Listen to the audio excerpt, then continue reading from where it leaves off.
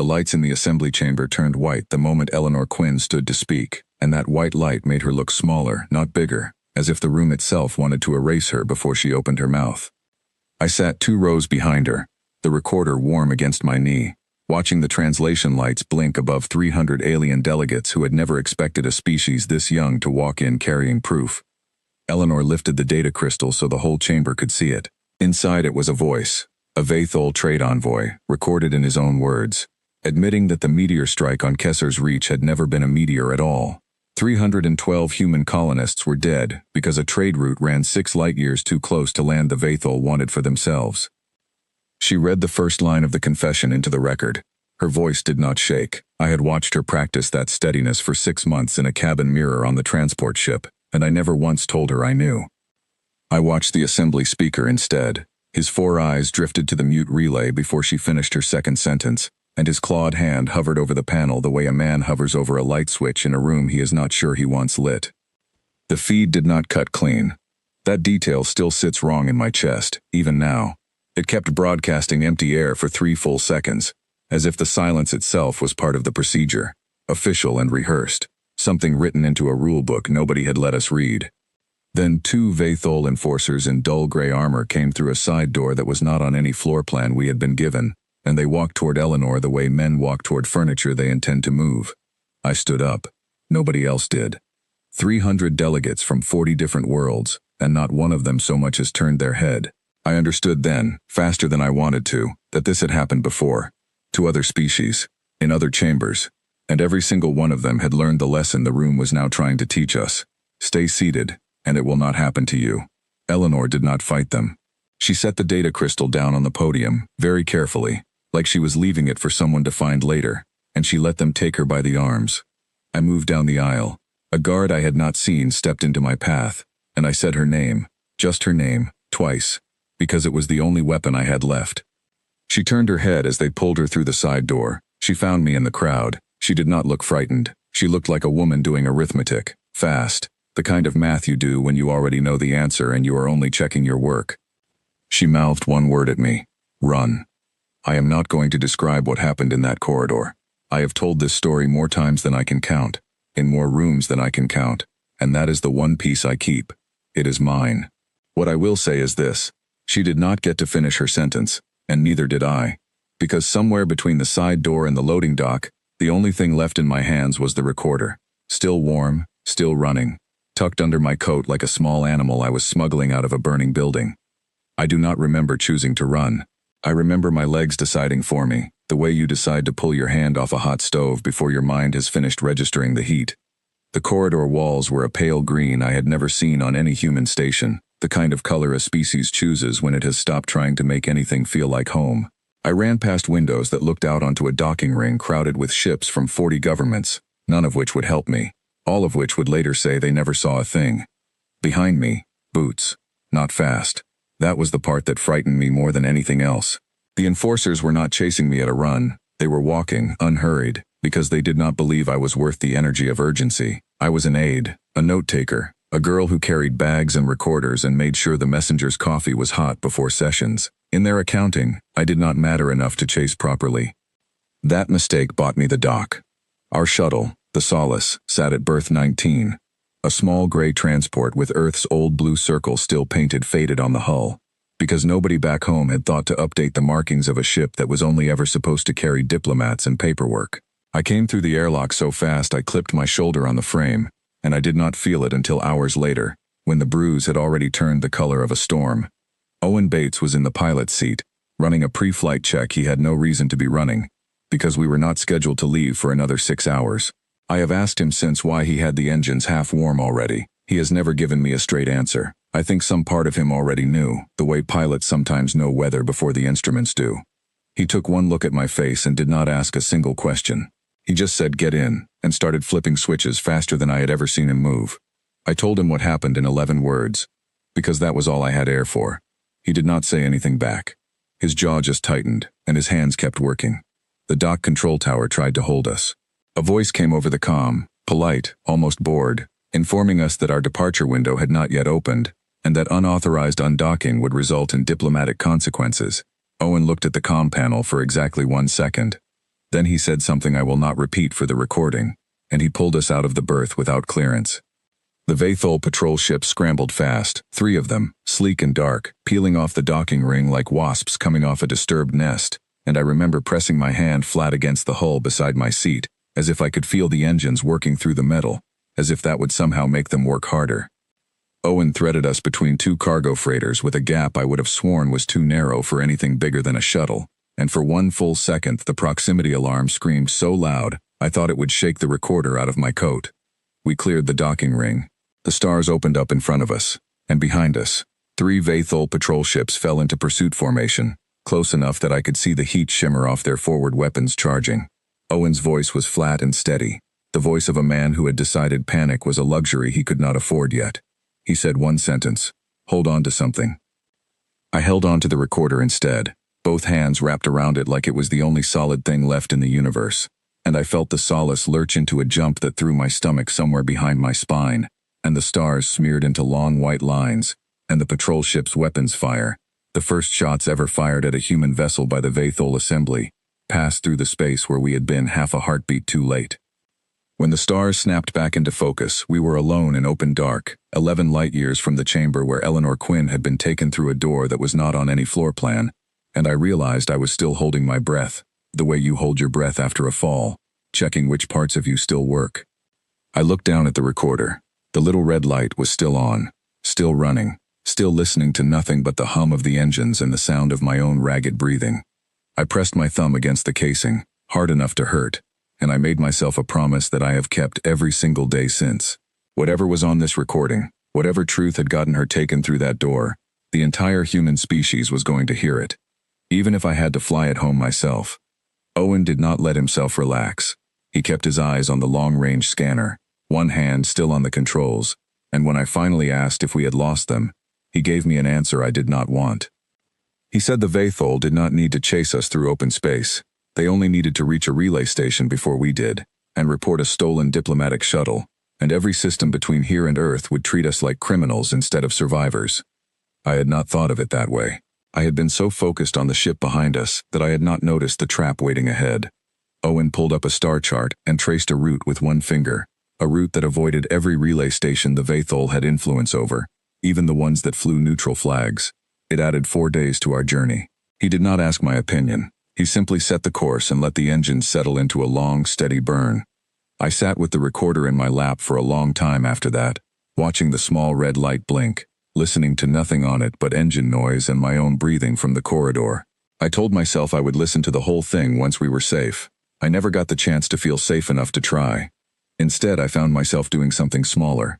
I straightened the cabin. I folded the blanket that had fallen off the spare seat. I lined up the data tablets on the small fold-out table until their edges matched perfectly, even though none of it mattered, even though the ship could have been struck out of the sky a second later, and the tablets would have meant nothing at all. Owen noticed. He did not say anything about it. He just reached over, after a while, and put his hand flat on top of mine, the way you steady a glass that is about to tip, and he left it there until my hands stopped moving on their own. Outside the viewport, the stars sat still and indifferent, the way they always do, no matter what has just been taken from you, and I understood for the first time that the silence behind us was not over. It had only changed shape. It was waiting for us at the next relay station, and the one after that, all the way home. The first relay station we passed showed no warning lights. The second one did. Owen caught it on the long-range scanner 3 hours out, a quiet flag buried in the traffic control broadcast, a request for any vessel matching our hull signature to hold position and prepare for boarding. He did not say a word. He simply banked the Solace 40 degrees off our planned course and killed every non-essential system, including the cabin heat, so that we would show up on their sensors as nothing more than drifting debris. I sat wrapped in the folded blanket, watching my own breath turn faint and visible in the cold cabin air, and I thought about how strange it was that the safest thing a person could do, sometimes, was disappear. We drifted for 6 hours. 6 hours of silence so complete that I could hear my own pulse in my ears, and somewhere in the 3rd hour I finally let myself cry, quietly, with my face turned toward the viewport so Owen would not have to watch it happen. He let me. He did not offer comfort, because there was none to offer that would have meant anything, and I have always respected him for understanding that. When the relay station's sensors finally swept past us and moved on, Owen brought the systems back online one at a time, slow and careful, like a man easing a sleeping child back into a crib. 11 days. That is how long it took to cross the dark between that chamber and home, and I have never told anyone exactly how I spent them, because most of it was not dramatic at all, was small. It was folding the same blanket over and over. It was replaying, in my head, not the corridor, but the sound of Eleanor's voice in committee meetings, the way she used to hum old songs under her breath while reading briefing papers, the exact way she took her coffee, which was badly, with too much sugar, in a chipped mug she refused to replace because her father had given it to her. I did not listen to the recording, not once, in 11 days. I told myself it was because I needed to save the battery. The truth was simpler and harder to admit. I was afraid that if I heard her voice end mid-sentence one more time, something in me would end with it. I had worked for Eleanor for just under 2 years by then, ever since she pulled my application out of a stack of overqualified candidates because, as she told me on my first day, I was the only one who had bothered to read the actual mission charter instead of the public summary. She did not hire me because I was impressive. She hired me because I asked the right question in the interview, which was simply why Earth had waited so long to send anyone to the assembly at all, and she liked that I had not been satisfied with the easy answer her predecessor had always given. In 2 years, she taught me more about patience than my entire education before that had managed. She taught me that the right word, placed correctly, could do more work than an hour of shouting. And she taught me, without ever saying it directly, that carrying someone else's message faithfully was its own kind of courage, quieter than the courage of standing at the podium, but no less necessary. I had never once imagined that the lesson would end with me carrying her last message instead of her next one. On the 9th day, Owen finally asked me what was on the recorder. I told him I did not know for certain, only what Eleanor had told me before the session began, that it proved Kesser's reach was an act of aggression dressed up as an accident, and that there was something else on the data crystal too, something she had called insurance, though she had never explained what she meant. He asked if I thought that was why they had silenced her. I said I did not think the confession alone was worth taking a sitting messenger through an unmarked door. Governments survive embarrassment all the time. Something about the insurance frightened them more. We did not talk about it again until we reached Earth space. I will remember the approach to Earth for the rest of my life. The way the planet swelled from a blue point of light into a full curved horizon. Familiar and impossible at the same time. Like a word you have said so many times it stops sounding real. Lunar traffic control flagged us the moment we crossed the outer marker. Not as a stolen vessel, but as a priority contact. Because somewhere in those 11 days, word of what happened in the assembly chamber had already reached home through other channels, garbled and partial, enough to make every official on the comm sound frightened. We were met at the lunar docks not by customs officers, but by a full security escort, and I was taken, still wearing the same coat I had run in, directly into a briefing room beneath the Earth Defense Command compound, where I sat across a table from people whose faces I recognized from news broadcasts and had never once expected to meet. General Daniel Pierce was younger than I expected, with the kind of stillness in his hands that I had only ever seen before in surgeons and snipers. He did not ask me how I was feeling.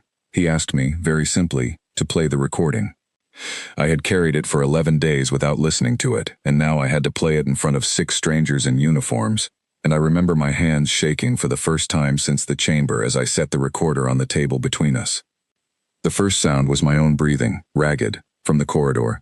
Then her voice, calm, reading the opening line of the confession into the assembly record. Then the 3 seconds of dead air where the feed should have cut and did not.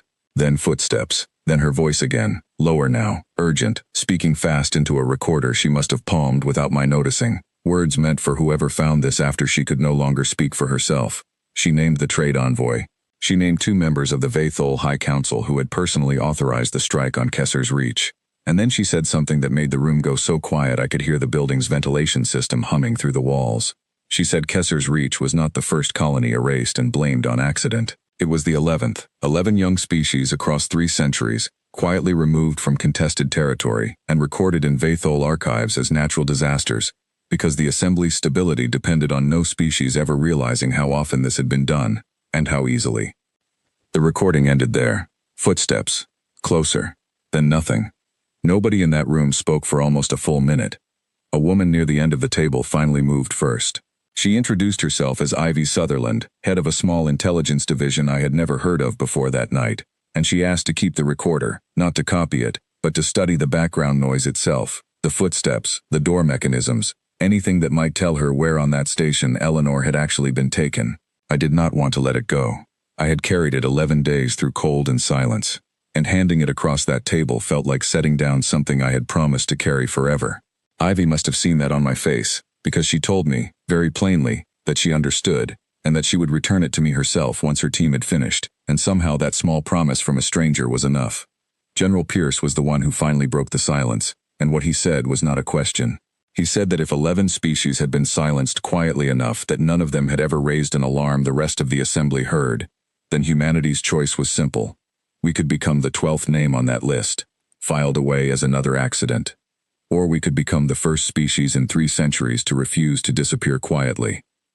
The Security Council session that followed lasted just over 4 hours, and I was permitted to stay for all of it, sitting against the back wall with a cup of coffee I never drank, watching people who governed a planet of 11 billion lives decide, almost without raising their voices, that the only acceptable answer to what had happened was total mobilization. 3 of those hours were spent simply watching the recording on a loop, in silence, the way you sit with a body before the funeral, not because anyone needed to hear it twice, but because nobody could quite make themselves move on from it the first time. The 4th hour was logistics, and logistics, it turns out, can sound almost gentle when spoken in the right voice. Shipyard capacity, reservist call-ups, diplomatic notifications to Allied stations that would need to choose, very quickly, which side of this they intended to stand on. Not everyone in that room agreed without question. An older councilwoman, near the head of the table, argued that total mobilization would leave Earth's home defenses thin for years, and that a measured response, sanctions and a formal grievance filed before the assembly, might achieve justice without risking the planet itself. Pierce listened to every word of it without interrupting, the way a man listens when he respects the person speaking even though he has already made up his mind. When she finished, he asked her only one question. He asked what kind of grievance she imagined the assembly would hear from a species whose own messenger had just been silenced for filing one. The councilwoman did not have an answer. Nobody did. The vote that followed was not close. Near the end of that 4th hour, Pierce turned to me directly for the first time since the recording had played, and asked what I intended to do now. I had not thought about it. I had spent 11 days simply trying to survive the distance between that chamber and home, and I had not allowed myself to imagine anything beyond it. I told him the truth, which was that I did not know how to do anything except carry messages for people braver than me. He said that was, in his experience, a rarer skill than I understood, and he asked if I would be willing to keep carrying them, this time for a fleet instead of a single messenger. I said yes before I had even finished thinking it through, because some decisions, I have learned, are not made in the mind at all. They are made somewhere lower down, somewhere that already knew the answer before the question was even asked. By the time I was released from that compound, well past midnight, the orbital shipyards above the far side of the moon were already running triple shifts, floodlights burning bright enough to be visible from the surface. And somewhere in that light, before the first hull plate of the first new warship had even been welded into place, someone had already painted a name along its bow. I did not choose that name, I do not know who did, but I stood on an observation deck at 3 in the morning, still wearing the coat I had run in 11 days and 1 star system ago, and I watched the letters take shape under the floodlights, and I understood, in a way I had not allowed myself to feel until that exact moment, that Eleanor Quinn was no longer only a person I had lost. She had become the reason an entire planet was about to go to war. A young officer found me on that observation deck not long after, introduced herself as Grace Holloway, and told me she had been assigned to walk me through enlistment processing in the morning, since General Pierce had apparently decided I would be useful in a communications role aboard the new flagship. She did not treat me like a grieving aide who had wandered into a war by accident. She treated me like someone already on her crew, and she handed me a cup of real coffee instead of the vending machine kind, and for reasons I still cannot fully explain, that small kindness was the thing that finally let me sleep that night. I did not dream of the corridor. I dreamed, oddly, of Eleanor's chipped mug, sitting alone on a shelf back on Earth, the coffee in it long since gone cold, waiting for a hand that was never coming back to lift it again. When I woke, the shipyards were still burning bright through my window, and somewhere above the moon, the Vanguard had already begun to take shape. 6 months is not enough time to build a war fleet. I learned that the hard way, standing on the flight deck of the Vanguard while engineers in heavy suits welded the last external plating into place around us, the noise so constant that conversations had to be shouted directly into another person's ear to be heard at all. 6 months was, however, exactly the amount of time we had, Because Ivy Sutherland's intelligence division had confirmed something Earth Defense Command could not afford to ignore. The Vathol High Council knew we were coming. 11 silent species across 3 centuries had taught them how young civilizations usually responded to loss, and that response was rarely war. It was grief, followed by paperwork, followed by quiet acceptance. They were not prepared for a species that would build an entire fleet inside half a year out of nothing but anger and moonrock. I spent those 6 months learning a new language. Not literally, though I did pick up enough Vathol vocabulary to recognize threat postures in their fleet communications. I mean the language of a warship, the difference between a pressure warning and a hull breach alarm, the particular hum an engine makes 1 second before it overheats, the specific silence that falls across a bridge crew right before a commander gives an order nobody wants to hear. Noah Fairweather taught me most of it, in the long hours we spent together in the lower engineering decks while he rebuilt half the Vanguard's communication relays with his own hands, because the factory-installed versions kept failing under stress testing. Noah was the kind of engineer who talked to machines the way other people talk to pets, low and constant and slightly absurd, and somehow that constant murmuring voice in the background became the thing that made the engineering deck feel less like a war room and more like a place I could survive. Caleb Reyes ran combat drills for the non-military crew, which included me, and on my first day he told the room, without any humor at all, that half of us would freeze the first time live weapons fire actually came at our hull, and that freezing was not a failure of character, it was biology, and the only cure for it was repetition until your body learned a different reflex than fear. He drilled us until the alarm sequences became something my hands responded to before my mind had finished processing the sound, and I am alive today, in no small part, because of those drills. Grace Holloway became something closer to a friend than I expected to find in the middle of a war buildup. She had a habit of bringing real coffee to the communications deck at odd hours, the same way she had that first night on the observation platform, and she had an even stranger habit of humming under her breath while running diagnostic checks, old songs from before either of us were born. Songs I never told her reminded me of Eleanor, because some things are better kept than spoken. General Pierce visited the Vanguard twice during construction, and both times he found a reason to speak with me directly, never for long, never about anything that felt official.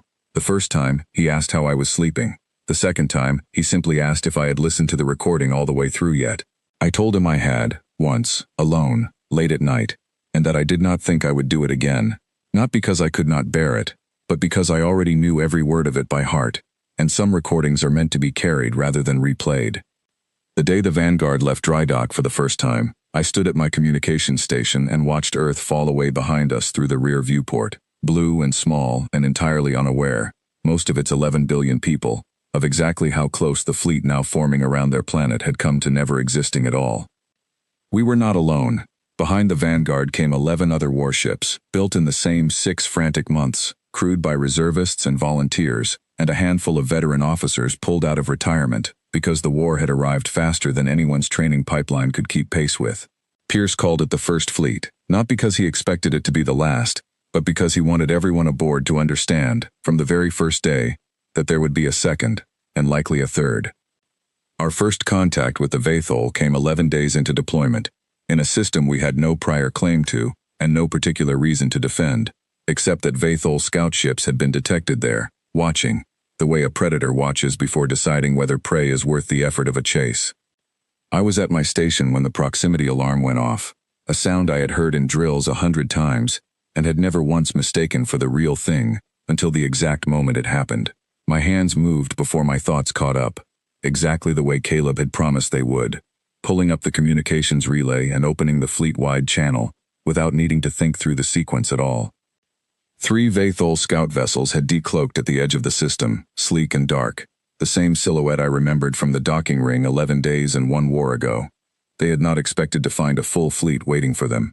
Scout ships are built to watch and report, not to fight, and for one long moment, on the bridge of the Vanguard, nobody fired at all, both sides simply staring across the dark at each other, weapons charged, neither willing to be the one who made the first mistake of the war.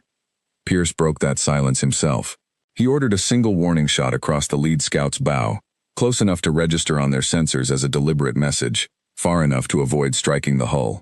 It was, I think, the single most restrained decision made by anyone in that entire war, and it bought us exactly 4 seconds before the scout ships opened fire anyway.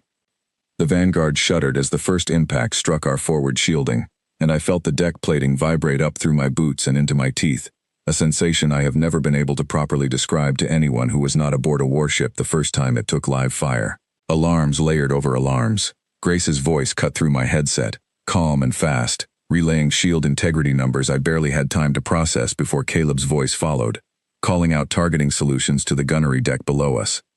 I did exactly what I had been trained to do. I opened every channel between our ships and kept them open, relaying Pierce's orders to all 11 vessels of the First Fleet in the same breath he gave them, my voice steadier than I had any right to expect, because somewhere in those 6 months of drills, my body had learned to perform calm even when the rest of me had not caught up yet. The battle lasted 4 minutes. I know that only because the ship's log told me afterward, because in the moment itself, time did not behave the way it normally does. It came apart into small, sharp pieces, the flash of a Vathol scout breaking apart under concentrated fire from 3 of our cruisers, the sound of Noah's voice over an open engineering channel reporting a hull breach on Deck 6 that he was already moving to seal, the strange, specific silence that fell over the bridge in the half-second after the last enemy vessel either fled or was destroyed. 2 of the 3 Vathol scouts were destroyed outright. The third broke away and ran, jumping out of the system before our pursuit ships could close the distance, carrying with it, we would later learn, the first confirmed report back to the Vathol High Council that Earth had not only survived the silencing of its messenger, but had built a fleet capable of meeting them in open battle within half a year. We had not won without cost. The Solace, the very shuttle Owen had flown me home in 11 days and 1 lifetime ago, had been pressed into service as a forward scout for the battle, and a stray hit from the 3rd scout vessel had clipped her engine housing badly enough that Owen brought her back to the Vanguard trailing smoke and venting atmosphere from a hull breach he had no business surviving. I was on the flight deck when they pulled him out of the cockpit, his arm bent at an angle that made my stomach turn before any part of my mind had time to process what I was looking at, and I remember gripping the edge of the deck railing hard enough to leave marks on my palm, watching the medical team work, refusing to let myself look away, because some part of me had decided that if I looked away, it would mean I had stopped believing he would be all right. He was all right.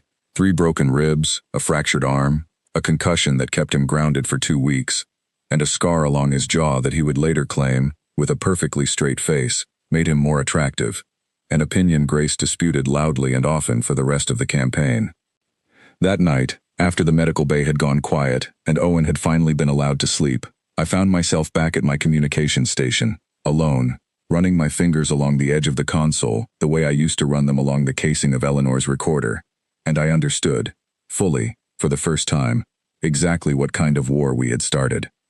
It was not going to end in 4 minutes, and it was not going to end with 3 scout ships. It was only beginning, and somewhere out past the dark, the Vathol High Council was beginning to understand exactly the same thing. The cost of those 4 minutes did not end with Owen. 7 crew members aboard the cruiser Halcyon were lost when a secondary explosion tore through their portside weapons bay, and I did not know any of their names before that night, and I have not forgotten a single one of them since. Pierce read the names aloud over the fleet-wide channel the next morning, slowly, without any rehearsed comfort attached to them, and I stood at my station and listened to 11 warships go completely silent for the length of that reading, every comm channel open and quiet at once, which is its own particular kind of sound, the sound of an entire fleet holding its breath together. Those 2 weeks of Owen's recovery were strange ones aboard the Vanguard, the kind of strange that only follows a first taste of real loss. Caleb doubled the drill schedule rather than easing it, and at first I thought it was simply discipline, until I noticed that he ran every single drill himself, alongside the rest of us, sweating through the same alarm sequences over and over, and I understood, eventually, that he was not drilling us so much as he was keeping his own hands busy enough that they did not have time to remember the 7 names from the Halcyon too clearly.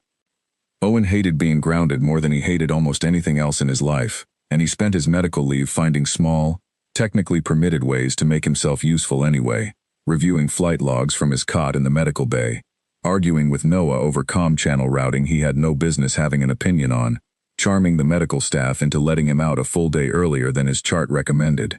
When he finally returned to the flight deck, the entire bridge crew applauded, which embarrassed him more than the broken ribs ever had, and Grace presented him with a mug of real coffee and a single word written on a data slate in block letters that simply said alive, which became, without either of them planning it, a quiet ritual the 2 of them kept for the rest of the war. A single word slipped to each other after every battle that confirmed, without needing anything more elaborate, that the other had survived it. That ritual outlasted the war itself, in the end, though I would not understand how much it would come to mean until much later. Afterward, Pierce called a small group of us into the briefing room beneath the bridge, myself included, though I still did not fully understand why he kept including me in rooms meant for officers far above my rank. Ivy Sutherland was there too, patched in from Earth over a secure relay, her face tired in a way that suggested she had not slept properly since the night she had taken the recorder from my hands. She told us the captured Vathol communications fragment recovered from the wreckage of the second destroyed scout had revealed something her team had not expected. The scouts had not simply been watching the border, they had been specifically searching for the Vanguard, by name, which meant the Vathol High Council already knew far more about our fleet than a routine reconnaissance mission should have uncovered. Pierce asked the obvious question. He asked how. Ivy did not have a full answer yet, only a fragment of one. A single phrase repeated twice in the intercepted communication that her translation algorithms struggled to render cleanly into anything but an approximation. The closest she could offer was the source remains secure, which told us almost nothing and everything at once. Someone, somewhere, was passing information to the Vathol that they should not have had access to. And until that leak was found, every move the First Fleet made was being watched before we had finished deciding to make it. I left that briefing with a feeling I had not expected to carry this far into the war, a feeling closer to the one I had in the assembly chamber than anything I had felt since. The sense of being watched by something that had already decided how the story was going to end, and was simply waiting for the rest of us to catch up. Grace found me afterward on the observation deck, the same spot where she had handed me coffee on the night the Vanguard first took shape, and she did not ask what was wrong, because she already knew. She simply stood beside me, watching the stars, and after a long while she said something I have carried with me through every battle since. She said that the Vathol had spent 3 centuries learning exactly how to make young species feel small and alone in the dark. She said the only thing we could do differently from the 11 species before us was refuse to feel that way, even when every fact in front of us said we should. I did not feel less afraid after she said it, but I felt, for the first time since the chamber, that the fear and I were no longer alone with each other, and somehow that was enough to let me sleep. 3 days later, new orders came down from Earth Defense Command, carried personally by a courier ship rather than transmitted over any relay, because nobody trusted the relays anymore. The First Fleet was to push deeper into contested space, toward a system called Mareth Vale, where Ivy's division believed the leak we had detected was being routed through. It was not going to be a battle for territory. It was going to be a hunt for whoever, on our own side, had decided that Earth's war was worth selling. I did not know it yet, standing on that observation deck with Grace's words still settling into me, but Mareth Vale was where I would learn exactly how deep the silence around Kesser's Reach truly went, and exactly how far someone in our own fleet was willing to go to keep it buried. Mareth Vale was not a system anyone back on Earth had ever heard of before the war, a quiet cluster of rock and ice with no habitable worlds and no resources worth the name, the kind of place a species only visits if it is hiding something or looking for something hidden. We approached it slow, engines running cold, every ship in the First Fleet under strict communication silence on Ivy's orders, because if the leak she suspected was real, then any transmission we sent might already be reaching the wrong ears before it reached the right ones. I spent that approach in the communications deck beside Grace, both of us monitoring frequencies for anything out of place, and somewhere around the second hour of silence, I found myself doing the same thing I had done on the Solace 11 days into our flight home from the assembly. I straightened things. I checked the same diagnostic readout 3 times, not because it needed checking, but because my hands needed something to do that was not waiting.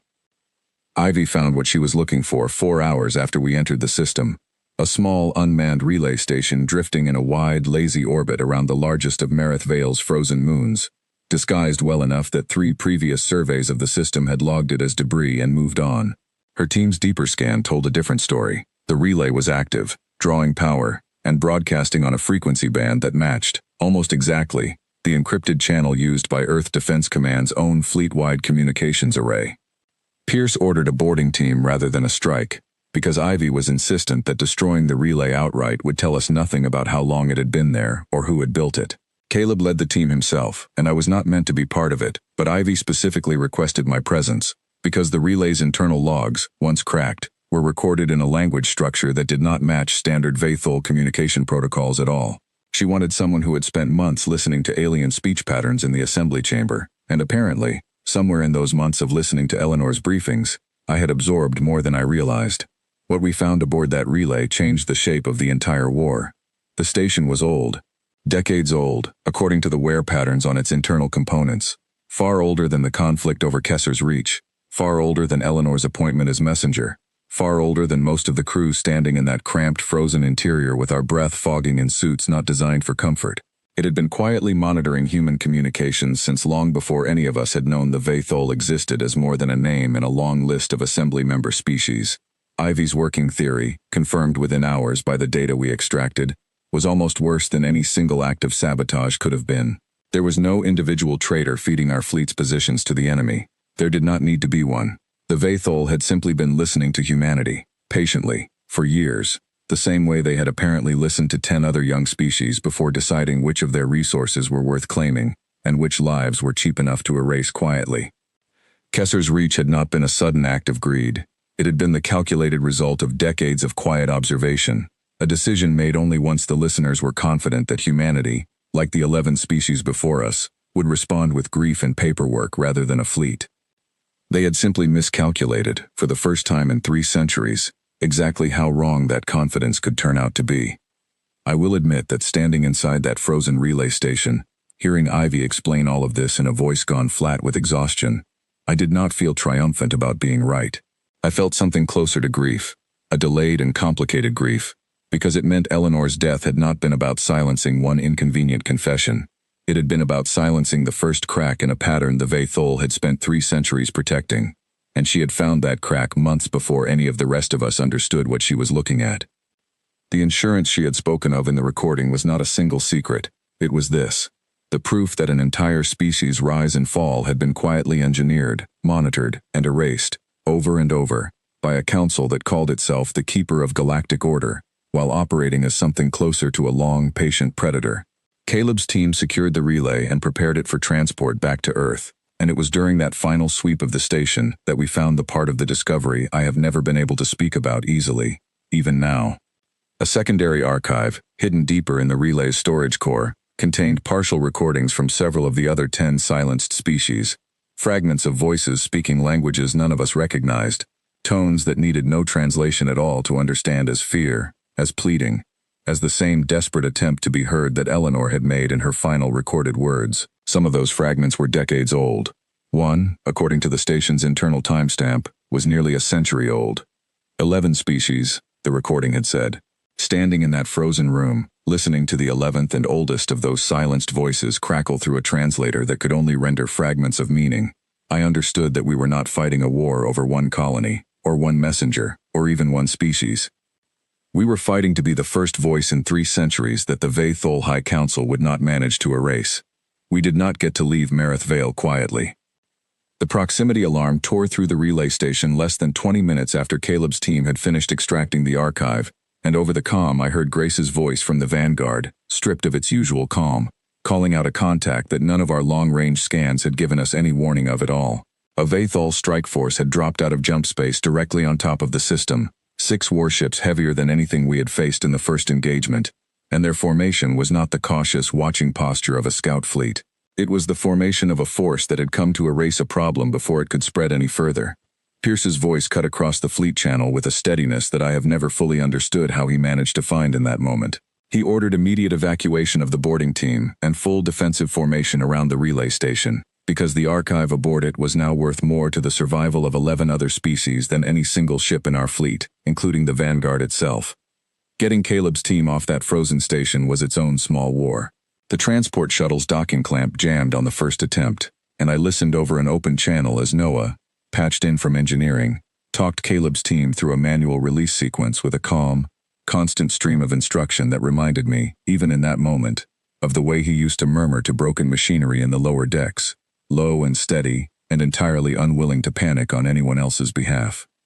The clamp released with 12 seconds to spare before the lead Vathol cruiser came into weapons range. What followed was unlike the 4 minutes of our first battle in every way that mattered. This was not a skirmish with scout ships testing a border. This was 6 heavy warships bearing down on a fleet half their size, defending a target that could not be allowed to fall, and I felt the difference in my own body before my mind had fully processed the tactical reality, a kind of cold, narrow focus that made the communications deck feel smaller and louder at once. I opened every channel and held them open, the way I had trained to do, relaying Pierce's orders across all 11 ships of the First Fleet as fast as he could give them. Caleb's voice came through from the gunnery deck, calling targeting solutions. Grace's numbers, shield integrity dropping in increments I did not want to watch, scrolled past my station in a steady, unforgiving rhythm. Noah's updates from engineering grew shorter and more clipped with every passing minute, the particular shorthand of a man running out of slack to give. The Halcyon, already short-crewed and still carrying the scars of our first engagement, took the worst of the opening exchange, her shields failing entirely under concentrated fire from 2 of the Vathol cruisers at once. I heard her captain's voice on the open channel, not panicked, simply reporting, the way Eleanor had reported into the assembly record with her voice not shaking, informing the fleet that the Halcyon would hold her position and draw fire as long as her hull lasted, so that the relay station behind her would not. She held for 6 minutes. I have the ship's log timestamps memorized, the way I have memorized every other number that mattered that day, because numbers are sometimes the only way grief lets itself be carried at all. Pierce did not let her sacrifice go to waste. He used those 6 minutes to bring the Vanguard and 3 other cruisers around in a flanking arc that the Vathol formation, built for a quick, decisive strike rather than a sustained engagement, had not anticipated from a fleet they still, even then, underestimated. The lead Vathol cruiser, the one that had nearly reached the relay station, took the full weight of our combined fire at close range, and I watched on the forward display as her hull buckled and split along seams that were never meant to take that kind of pressure, light spilling out of the wound in long, silent threads before the ship broke apart entirely. The remaining 5 Vathol vessels did what their entire species had apparently been doing for 3 centuries, when a plan stopped going quietly to plan. They retreated, fast and without coordination, leaving their own wounded ships behind in a way that told me, more clearly than any intelligence report could have, exactly how unprepared the Vathol High Council truly was for a fight that refused to stay contained and small. We had won. The relay station and its archive were intact, the data already transmitted to Earth before the battle had even fully ended, on Ivy's standing order that it should never again exist in only one place at one time. But the Halcyon did not survive the battle that bought us those 6 minutes, and I stood at my station long after the last enemy ship had vanished from our sensors, listening to the slow, deliberate roll call Pierce read out over the fleet-wide channel, names I had not yet learned attached to faces I would now never get the chance to meet, and I understood, with a clarity that felt almost physical, that every step closer we came to the truth was going to cost something none of us could ever fully get back. Pierce relayed everything Ivy's team had recovered directly to Earth Defense Command, and within hours, for the first time since the war began, Earth opened a new channel, not to the Vathol Assembly, but to every other member species whose communications the relay station had also, it turned out, been quietly monitoring for years. We did not send threats. We sent the recordings themselves, raw and unedited, the 11 voices and Eleanor's 12th laid end to end, with no commentary attached, because by that point, none of us believed commentary was necessary. The response did not come quickly. Diplomacy between species, separated by light years, rarely does. But within a week, 3 smaller species who had quietly suffered their own unexplained losses along contested borders began asking questions inside the assembly chamber that the Vathol delegation could no longer answer with silence and a mute relay. The war was no longer something Earth was fighting alone in the dark. It was becoming something the entire assembly was finally being forced to look at directly, and the Vathol High Council, sensing the ground shifting beneath 3 centuries of careful quiet, responded the only way a predator responds when it realizes it has been seen. It stopped watching, and it began moving its full battle fleet toward Earth. The Vathol battle fleet reached the edge of Earth's solar system 19 days after Mareth Vale, and I learned about it the way I learned about most things by then, through Grace's voice in my headset, low and fast, telling me to get to my station before the general alert had even finished sounding through the ship. 43 vessels. That was the number Ivy's tracking division gave us, the largest single Vathol formation any recorded intelligence had ever logged, moving through open space in a slow, deliberate line that was not trying to hide itself at all. There was no scout fleet posture left in it, no caution, nothing of the predator that prefers to watch before it strikes. This was a council that had been seen, and had decided the only answer left to them was to remove the thing doing the seeing, completely and all at once. The first fleet had grown since Mareth Vale, 11 ships become 24, reinforced by reservists and newly commissioned cruisers built in shipyards that had not stopped running triple shifts since the night the Vanguard first took shape. 24 ships against 43 was not a fight.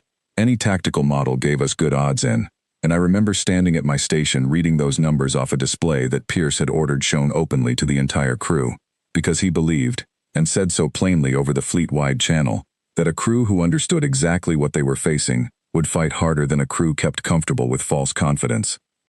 I will not pretend I was not afraid. I had been afraid since the chamber, in one form or another, for longer than I had been anything else, and by that point in the war, fear had become less like an emergency, and more like a kind of weather I had learned to function inside of. What I had not expected, 3 hours before the Vathol fleet crossed into engagement range, was the sound that came over the long-range sensor array, a sound Grace described to me afterward as the strangest thing she had ever heard a tactical display make, a chorus of jump signatures opening one after another, dozens of them, none matching any ship registered to Earth Defense Command.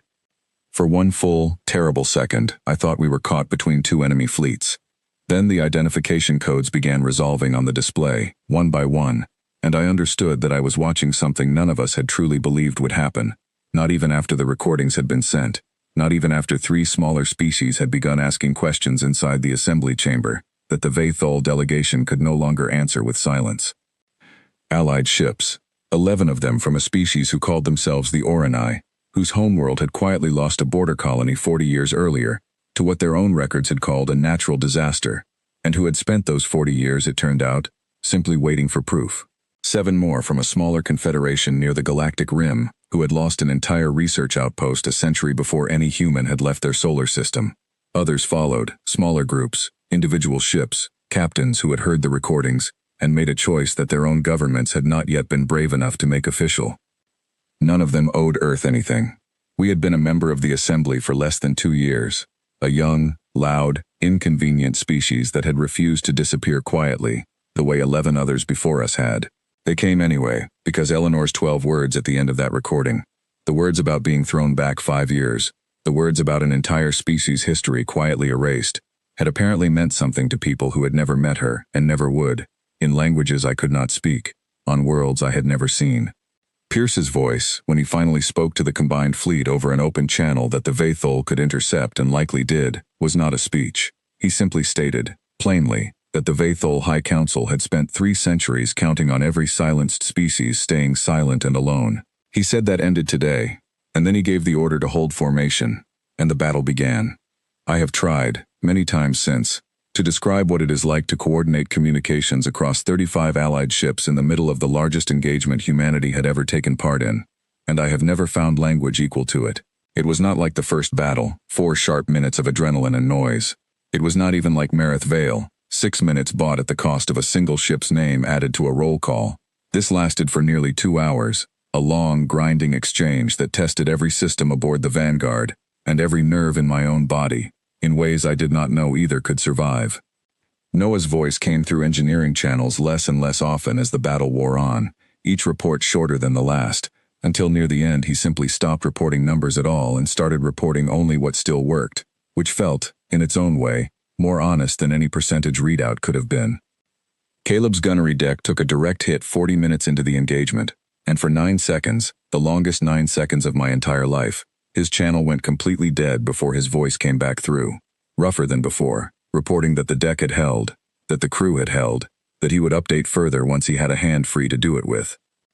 Grace never left her station, not once, not even when a secondary explosion 3 decks below sent a shudder through the entire ship hard enough to throw half the bridge crew out of their seats. She simply braced one hand against her console, kept her headset in place with the other, and kept calling out shield numbers in a voice that did not waver, because by then we had all learned the same lesson Eleanor had taught us without ever meaning to, that a voice that refuses to shake is sometimes the only weapon a person has left. It was somewhere past the 90-minute mark, with the Vathol formation beginning, finally, to fracture under pressure from 2 directions at once, that Ivy's voice broke into the fleet channel from her secure relay on Earth, asking Pierce for permission to do something none of us had discussed in advance. She wanted to broadcast the full archive, live, across every assembly frequency her division could reach, not as evidence submitted quietly through proper channels the way Eleanor had tried to do it, but directly, in the middle of the battle itself, so that every delegate still sitting in that marble chamber would hear it, while the consequences of 3 centuries of silence were actively unfolding in real time above a planet they had expected to erase quietly. Pierce gave her 10 words of permission, He told her to let them hear exactly what they had spent 3 centuries refusing to.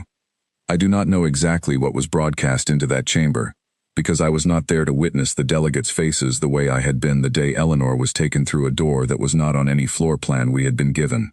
But Ivy told me afterward, and I believe her, that the recording opened with my own ragged breathing from that corridor, unedited, raw, followed by Eleanor's voice reading the very first line of the confession she had never been allowed to finish, and that for the first time in the recorded history of the assembly, the chamber's translation lights went completely dark, every delegate from every species choosing, all at once, to simply listen rather than process the words through a filter at all.